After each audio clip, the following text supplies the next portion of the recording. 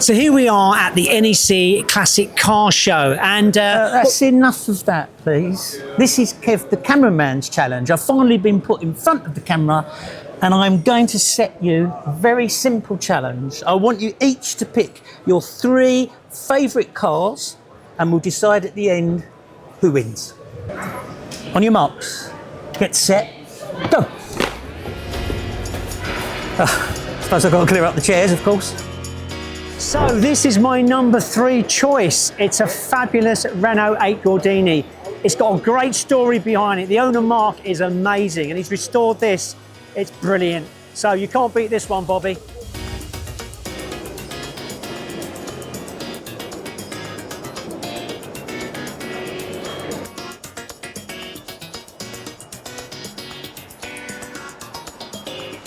It's got this lovely rear engine, 1108 Crossflow as well.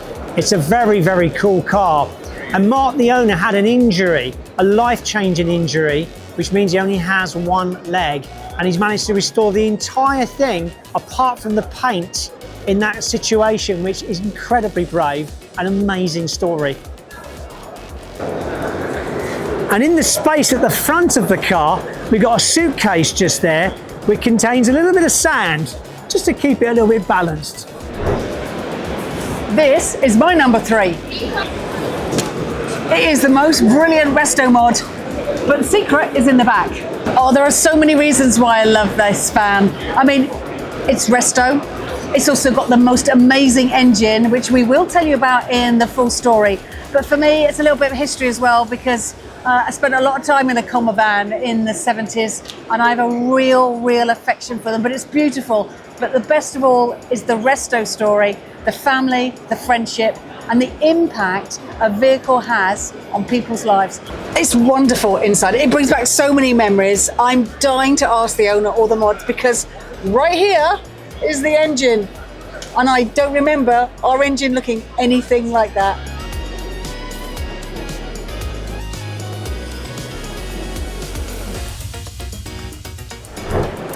So this is my number 2, and it's a fabulous car. What are you doing here? Hold on a second, so this is your number 2? Yeah, this is my number 2. You know I like a Beetle. It's on the logo, Classic Car Stories. Yeah, but it's also my number 2. So I'm having this, because it's my number 2 as well. No, we have to share it. Are you seriously choosing this as your number 2? I am, I know. Beetles are not normally on my wanted list. They're great, but they're not mine. Yeah, however, who owns a Beetle? I do. Yeah, but you don't own a Beetle like this. No, also, I don't own a Mark Look at it. Beautiful colours. The red, the cream. Beautiful backstory to it I as do well. quirky. I do quirky. Oh, no, you don't. You're so conservative. I'm the quirky one. It's kind of 50s. It's retro. It's beautiful. It's got so many really interesting little things that I love. Let's check it out. And this car has a swamp cooler. Ice goes in there, cold air comes out the back. It's got its own air conditioning, and that's why this car is my number 2. The reason why it's my number 2, it is so beautifully slammed. Look how low it is. This car is so cool inside. Jack Daniels, anybody?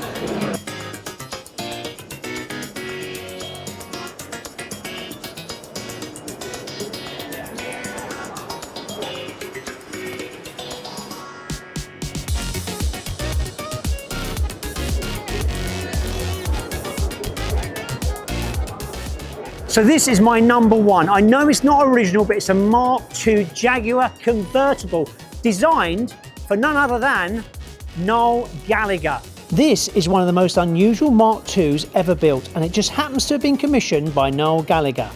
Back in the 1990s, fresh from the heights of Oasis' success, Gallagher decided to splash out on a classic. A big fan of vintage cars, he commissioned a fully bespoke Mark II Jaguar from the specialists at Vicarage. But this wasn't just a standard rebuild. The original 4-door saloon was transformed into a sleek 2-door convertible, complete with power steering, electric windows and air conditioning, and an automatic gearbox. The idea was the car would take about 2 years to complete, giving Noel enough time to learn how to drive. But as the story goes, he'd forgot he even ordered it. So when the car turned up on his doorstep, he was shocked and still didn't have a license. Although he never drove the car himself, the car still made a name for itself. it appeared in Noel Gallagher's High Flying Birds music video with former Doctor Who star Matt Smith. This is a real Wonderwall car, and Bobbie, the thing is, don't look back in anger because I don't think you can beat this one. This one, I think, is going to live forever. Definitely. Maybe. Adam, that doesn't bother me because I've got the number one car. It is this beautiful, shiny, red Ford Zephyr convertible, and it's beautifully low, which is something that I really love. Steering wheel, beautifully small, not standard, but watch this.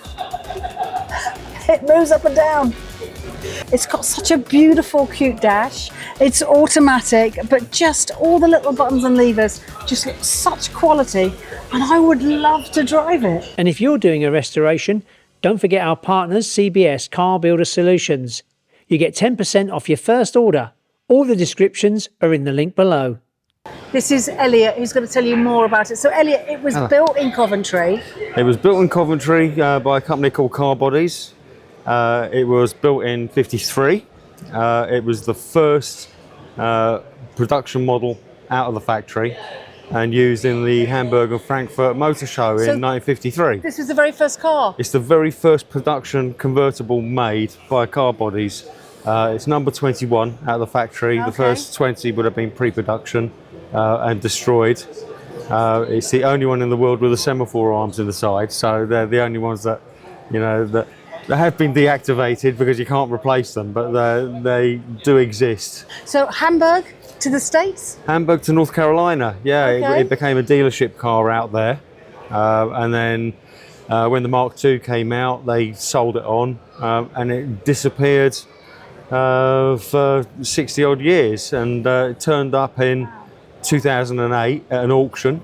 Was this a $75 auction? The $75 auction, yeah. For this? Nobody wanted it. Yeah, it was essentially, it had no engine, okay. It had no gearbox, it had no interior, it had no roof, it had nothing. It was just loads and loads of parts chucked in it like a skip.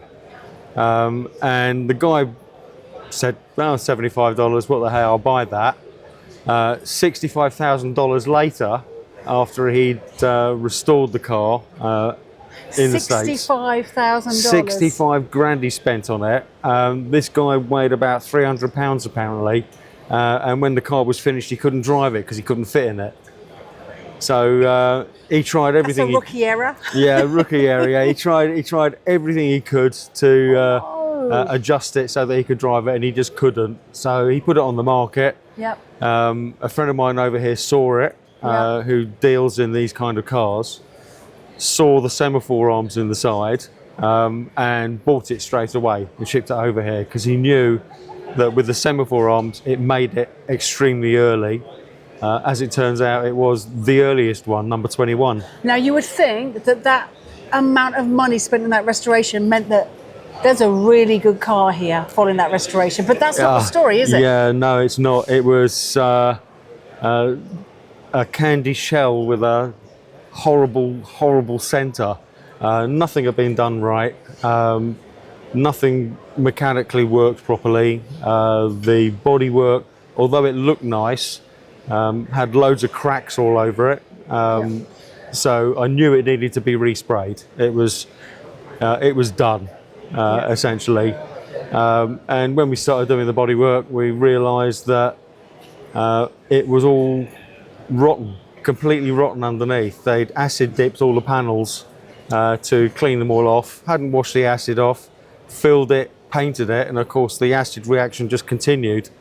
And when they were stripping the car back and taking it down to bare metal, the bottom half of the car was almost gone, so it had to be completely rebuilt. So all that money wasted previously, and you had all to that start money, again. yeah. Essentially, what he'd spent on having that car done was just rubbish. And of course, you've got an automatic gearbox. Automatic gearbox because it's an American car. At the end of the day, So no one drives a stick no shift. one drives a stick shift out in there.